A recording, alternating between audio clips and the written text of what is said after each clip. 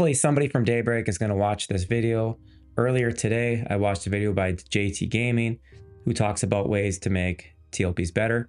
And he does that by talking about Fang Breaker and level caps. And I just want to play a little bit of his video for you guys. The more attention we get to JT Gaming's idea, better chance I feel like we're going to have, and hopefully somebody with a bigger channel picks this up, or more smaller channels picks this idea up. But let's listen to what he had to say here. I feel like you, Daybreak Everquest people, have an opportunity to keep this server interesting for a while, and here's how. Keep the level cap. I'm not talking about just keeping players at level 60 for a week or two of pop. I'm talking about continuing the theme of Fangbreaker going forward. Keep the level caps, and release expansions in blocks. In February, release all of the level 65 block together, and leave us at 60 for a while.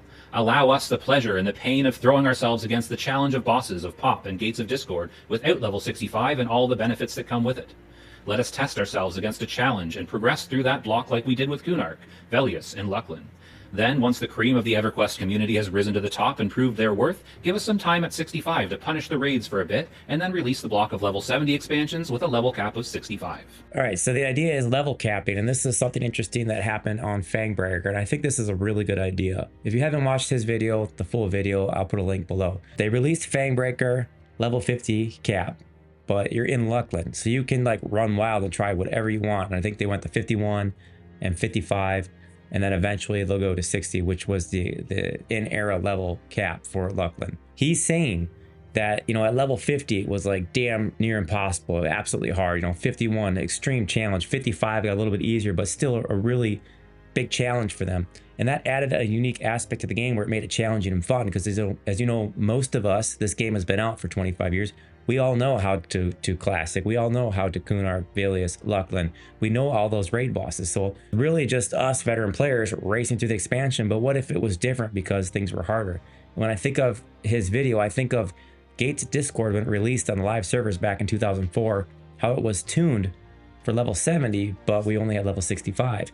And that was a very difficult expansion. A lot of people complained about that one. But I think that is something that they could bring back onto the TLPs now. Make the level cap, at least for a while, significantly less than what the expansion content was tuned for. So he's saying when Planes of Power comes out, leave the cap at 60. I think that would add a pretty unique challenge, even though I've been in guilds that I've pretty much ran through the Planes of Power at level 60, 61, 62, and then maybe Plane of Time was a little bit harder. We had to be 65 for, but not really. But it does add a lot bigger challenge. So that is an approach I do think they should take in the next TLP. The free trade bonus loot.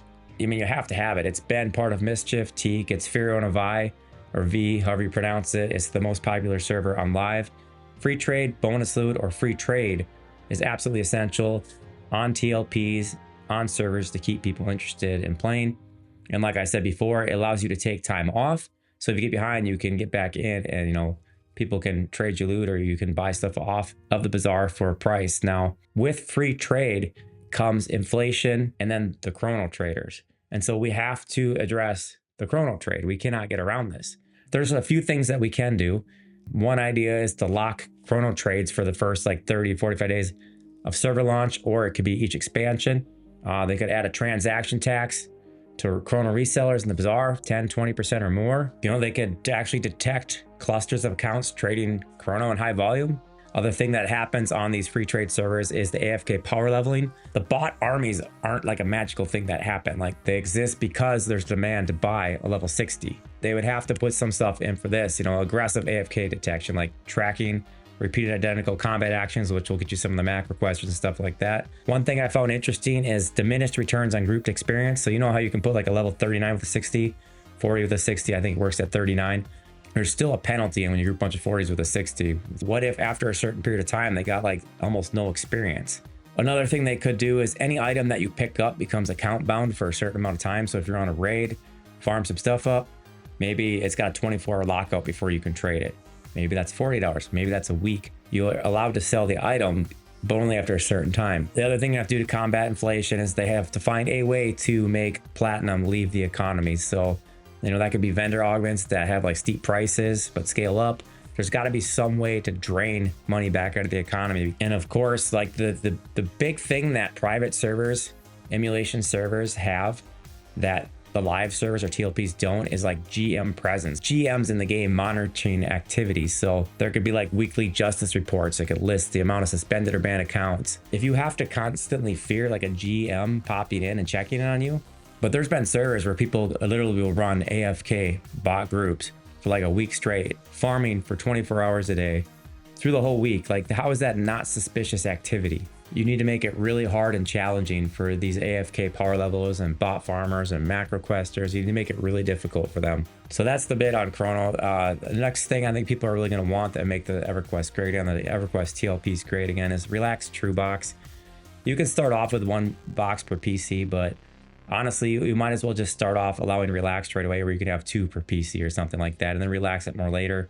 I mean, if you need to do server launch 30 days, 1 account per PC by all means, but really quickly it needs to go to 2 or more per PC. So I know that people that want to box are going to box anyways. Like if you watch any of my videos, I have 17 computers running, playing 17 characters.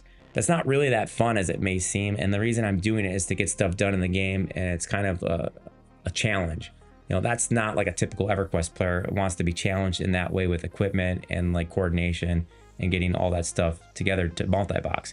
There is no secret that players drop off after the initial release and the population declines, no matter the rule set. Happened on Mischief, happened on Teak. There's just certain expansions at the beginning that are popular, people come back for, or people are getting back into the game, they leave after a year. So the need to multi-box to fill those gaps increases. And they have all the data where they can see all the drops. That's when they should be, relaxing true box. Maybe by Luckland or Planes of Power, it for sure needs to be 2. Maybe after Planes of Power, where it really drops off, it needs to be 3, and then maybe 6 at some point. I don't know, but they need to actually use common sense and logic and the data they have to make some of these decisions. So another thing that we can look at is quicker unlocks and pacing. Someone I saw in a video like made this point, and it's a very obvious point, but you don't think about it when you're pumped to play Everquest and getting back in. And this TLPs and expansions are going to unlock every 2 or 3 months. Like, yeah, that's fun, that's cool, but if you look at how long it takes to get to live with whatever they have, 29, 30 expansions, someone said it takes over 5 years. I'm not sure what the actual figure is, but I don't even see people really stick around for a year. I don't know how you can make the TLP go that fast, because that would be insane to get to live, but they kind of need to start calling it what it is and capping where these servers can get to. Maybe one starts and ends at Planes of Power, and then it's done, or it transfers off to like the pop lock server. They shouldn't allow them to keep running like that. There should be a TLP launch where it starts further in. Maybe you get heroic characters and you start 85, so you can pick up there. There's got to be something done, because I don't see people playing more than a year, 2 years. That's a long commitment to get to live, and I don't know how they get to live through all those expansions. One idea, which we said earlier, is release all the expansions at the same level at the same time. So all the level 60 expansions out same time, same unlock period, 2 months, whatever, 3 months, and then all the 65s, all the 70s, and like that, and start grouping them together like that to get them out faster, because there's just nobody's going to commit to that time frame.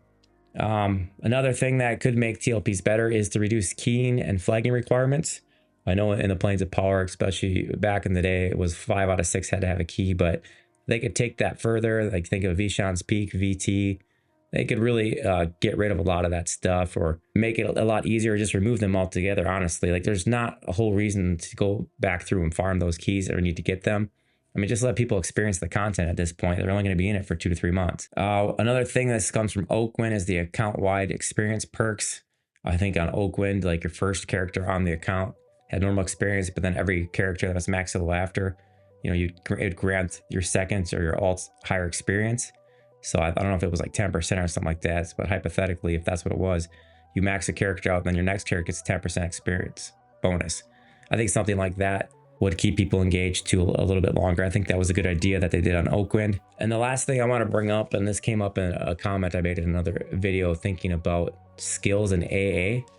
A lot of the AA is like really not necessary, and it really doesn't follow any type of lore path. Like, so let's say like flurry, for example, or improved two-hand stuff, or anything that has to do with weapons. Like, you should have to like learn that in natural progression through like weapon skill, like using your weapon, taking so many swings, or all of a sudden you've increased your chance for double hit. Like, that should be like a realistic progression. You should be able to wipe out all of the passive abilities that enhanced skills, and those should come directly from using those skills. Now, whether that has to be, you know, you can get 250 out of 250 two-hand slash, and there's a two-hand slash AA for alternate leveling, and it only records swings from your, you know, your two-handed weapon, and then through your two-handed weapon you gain things like flurry, improved double attacks or improved triple attacks. Like, all that should be part of using the weapon or using the spell. There should not be, I killed a bunch of mobs and now all of a sudden I've gained the ability to flurry. That should be natural progression using the skills, and that would get rid of like a lot of the freaking AA. And then there's other stuff that there's too many things to activate. Like, you don't need all the activated abilities. Like, that does not make it friendly for new players to have 30 activated abilities that you can't even find through their crappy interface. So I think simplifying the game in that way and giving like lore and reason to get things, I think that's one game improvement, not necessarily TLP, but things they can maybe implement on the TLPs. And then that could really improve the TLP and make it easier for new players, because if we really look at it, like, the game at its speed is not friendly for new players. So you have this weird thing going on where for veteran players that raid hardcore, the TLPs expansions don't unlock fast enough. And then for new players coming in, they have no clue what's going on. The TLPs actually go too fast. And then there's no middle ground for that, you know, or maybe this is the middle ground, which leaves the raid players bored, and then it leaves the new players frustrated. So I do even think catering to like new players, or having a new player TLP or a veteran player TLP would be an actual cool idea. Like, maybe they have one that is for new players where it takes longer to unlock, and then they have one that's for veteran players and it's extra fast, like month unlocks or something crazy. People just want to whip through stuff, because a casual TLP that stops at Planes of Power would be kind of neat too, or just opens at Planes of Power. It would be kind of neat too, and do that every year. You know, you got the whole year to explore Planes of Power and all the previous expansions. They could scale up other content. But so those are some of the ideas. And once again, if you have the time, please watch JT's video where he goes over ways to make the TLPs, or for his case, he's talking about keeping Fangbreaker good, and when things like Planes of Power come out, not getting rid of the level cap idea. So he's obviously playing on Fangbreaker and wants to keep Fangbreaker fun, and he's saying he's had a lot of fun with the level caps because it makes it more challenging. The game's not trivial or easy, and people aren't just rushing through it. There's new things to figure out. When Planes of Power comes out, how would you beat bosses if you're stuck at level 55 or 58 or 60? It changes everything that happens. You don't have the items, you don't have the HP, you don't have the spells, skills. You know, how do you do some of those fights? And like I said, I've bet in the guilds that do the Planes of Power rush, we're usually in Plane of Time by level 60, 63, and the levels that we do get are kind of incidental on the way. So I think people are still gonna be able to do it at 60, but it does make it a little bit more challenging if it was capped at that. So if you're interested in watching more of my content, check out one of these two videos, and thanks for watching.